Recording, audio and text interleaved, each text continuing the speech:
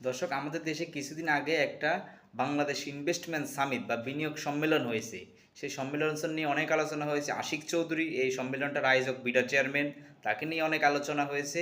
তার প্রেজেন্টেশন নিয়ে তো তিনি তার ফেসবুকে এইসব নিয়ে একটা সারমর্ম তুলে ধরলেন যে কি কি হলো। আমরা তার ফেসবুক থেকে জেনে নিব যে কি কি হলো এই সম্মেলনে। আচ্ছা, 4 দিন ব্যাপী ইনভেস্টমেন্ট সামিট শেষ হলো। 10-10 পাবার মতো হয়নি সব ক্ষেত্রে। কারো যদি ডিসঅ্যাপয়েন্টমেন্ট থাকে তার জন্য আমরা খুবই দুঃখিত।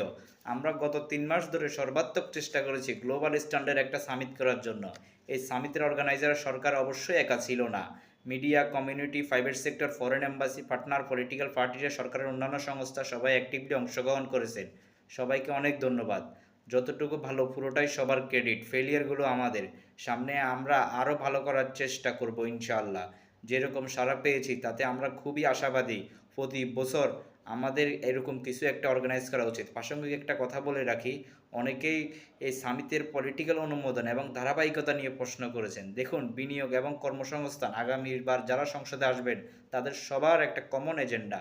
আমি আগেও বলেছি, বড় সবগুলো দলের সর্বোচ্চ পর্যায়ে বিনিয়োগ বান্ধব পরিবেশ তৈরি করা যায়। সামিটে এইসব বিষয়ে আলোচনা হয়েছে। অর্থাৎ দর্শক, অনেকেই যে বলে যে এই পরবর্তী সরকার যে আসবে, নির্বাচিত সরকার, সে কি এই এই চুক্তিগুলো কন্টিনিউ করবে, এই সম্মেলনে যে বিনিয়োগগুলো সেইগুলো কি কন্টিনিউ করবে? আশিক চৌধুরী বলতেছেন যে অবশ্যই করবে। আগামী সরকার যারাই আসবে তাদের এটা একটা কমন এজেন্ডা। তাদের এই এজেন্ডাটা যদি এখনই যদি ডক্টর ইউনূস এবং আশিক চৌধুরীরা যদি করে দেয় তাহলে তাদের আরও সুবিধা হবে। এটা অবশ্যই তারা কন্টিনিউ করবে। আচ্ছা আচ্ছা, তিনি বলতেছেন যে স্ট্যাটিক্যাল বা একেবারে নাম্বার দিয়ে দুইটি ভাগ করেছেন উনি। মোট অংশগ্রহণ উদ্বোধনী অনুষ্ঠানে মোট উপস্থিত ছিলেন 710 জন। 415 জন বিদেশি বা প্রবাসী বাংলাদেশি, বাকিরা দেশি ব্যবসায়ী, সরকারি সচিব। এছাড়াও ব্রেকআউট সেশনগুলোতে মোট অংশগ্রহণ করেছে 3500-এরও বেশি। এর বাইরে ইন্টারকন্টিনেন্টাল হোটেলে এই কয়দিন অনেকে এসেছেন ইনভেস্টরদের সাথে করিডোর দেখা করার জন্য। মোট প্যানেলিস্ট 130 জন।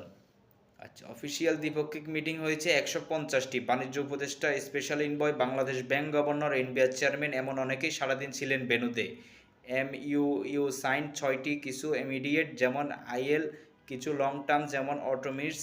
ইনভেস্টমেন্ট ঘোষণা হাড্ডা গ্রুপ ও সব মিলে মোট 3100 কোটি টাকা। অর্থাৎ দর্শক, এই যে কয়েকটা গ্রুপের নাম বললো, প্রতিষ্ঠানের নাম বললো, তারা 3100 কোটি টাকা বিনিয়োগ চুক্তি করেছেন এবং বাকিরা যারা করেছেন তারা সেটা পর্যালোচনা করে জানাবে। আর বাকি যারা তারা জানিয়ে দিয়েছে 3100 কোটি টাকা করতেছেন। আচ্ছা, এখানে খরচ কত হলো? আচ্ছা, বাংলাদেশ সরকারের সামিতে খরচ 1,45,00,000 টাকা। পার্টনার সংস্থা থেকে অনুদান পেয়েছে আরও 3,50,00,000 টাকা। দর্শক, অর্থাৎ মাত্র 1.5 কোটি টাকা খরচ হয়েছে। এটা খুবই একটা অল্প টাকা, মাত্র 1.5 কোটি টাকা খরচ হয়েছে। আর পার্টনার বা স্পন্সর থেকে পেয়েছে তারা 3.5 কোটি টাকা।